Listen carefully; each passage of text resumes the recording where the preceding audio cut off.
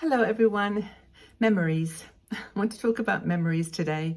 I think as we get older, they come into focus, and I recently have had some of the most incredible memories from my past. I don't know whether it's just the time of the year or just reassessing my life because of the things that have been happening. But, memories have become really, really powerful for me, and I'm enjoying it. And funnily enough, I did another video recently about intuition, and coincidentally, sometimes when I think about someone, they appear in my Facebook, or they pop into conversation just randomly, which is very, very interesting. But one of our bloggers, her name's Diana Robb, she wrote an article called "The Art of Remembering Who We Have Become," or how we become who we are. And it's a really interesting article because Diana is actually what she calls a memorist. A memorist, I think that's the right title, but it's somebody who focuses on talking about memories and helping people to work through their memories. And I think it's sort of a life coach role, but she's doing this specialty in memory. And we're going to talk a bit about the different kinds of memories you can have and how they influence and how powerful they can be. But I think that, milestones are the natural accumulation of like stopping points in our lives. But when we stop to go into behind the milestones and think what happened before that led to it, what were the things that influenced my thinking about and the next step. Really, really interesting. So it's end of or middle of the year now, and we've sort of got through 2024. We're heading towards the second half, or in the second half, and it's all very powerful intention to remember and absorb and learn from the things that we actually remember. Our personal memories and experiences are, of course, different for every single person, and some memories are more powerful than others.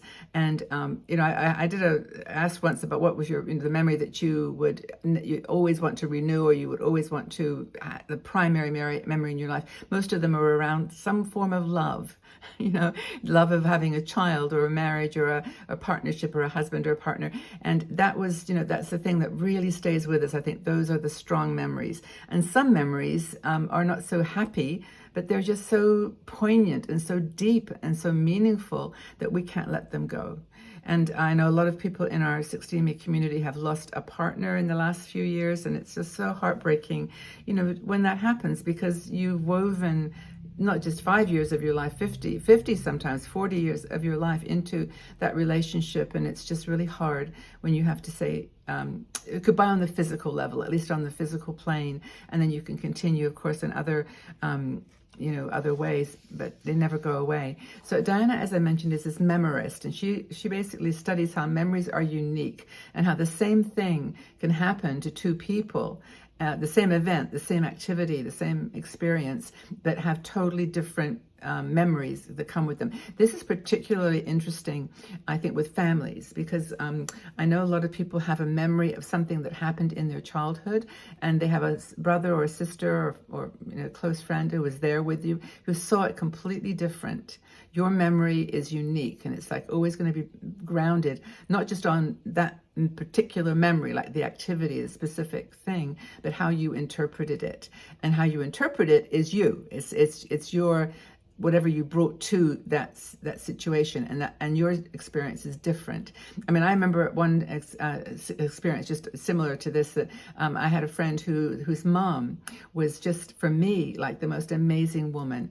She was like, she went to work. She was like, this is when I was like a teenager, and she was just a businesswoman and smart and intelligent. And I just had a really positive memory of her. But when I talked to my friend about it, she had a very difficult childhood.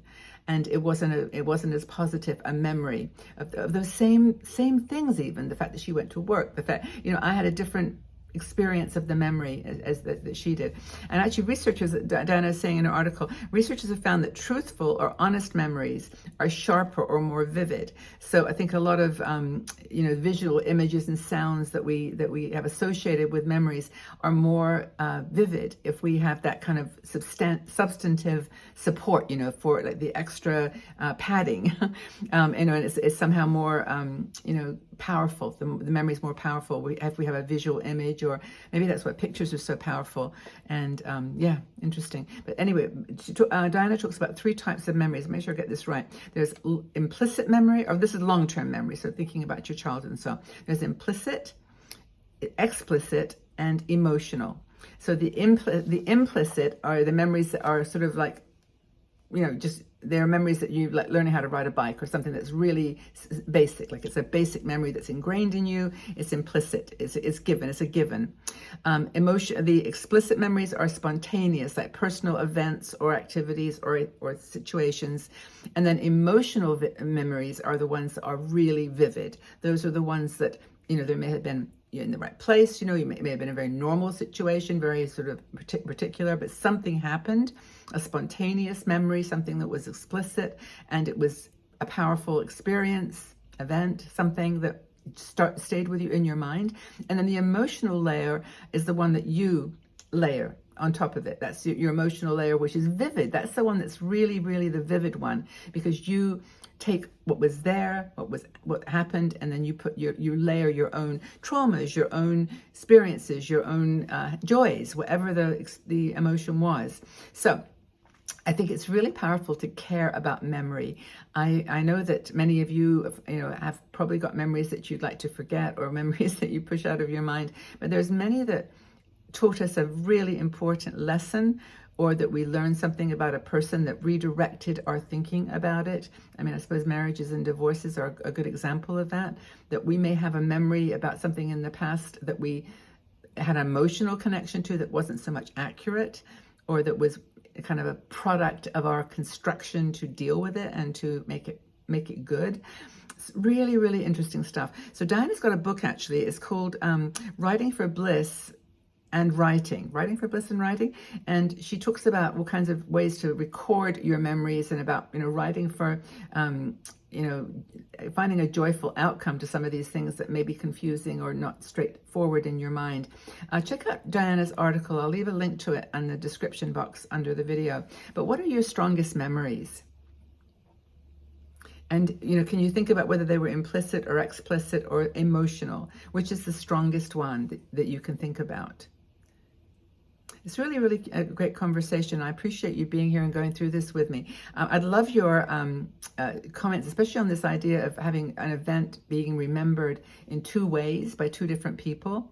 Like your family may have one memory of how your childhood was, but you may have a completely different memory. Or work experience. You might have a totally different view of what somebody else, I thought you were happy, or I thought you looked like you were this. Their interpretation was completely different than what your emotional or explicit reality was. Actually, even explicit, they may not even remember the thing that happened.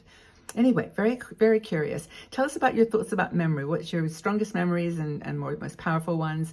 And leave your comments in the section below.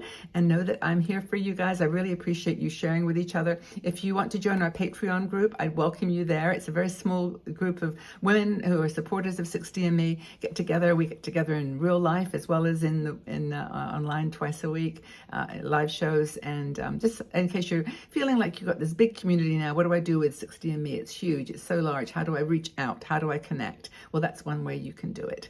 But check out all our channels. We're here everywhere, and looking for always ideas from you as to what is helpful, and just making this aging process as good and positive as possible. So thank you, Diane, for the article. Conversation on memory is absolutely fascinating, and hope that you are all staying well, keeping well, and know that you are loved.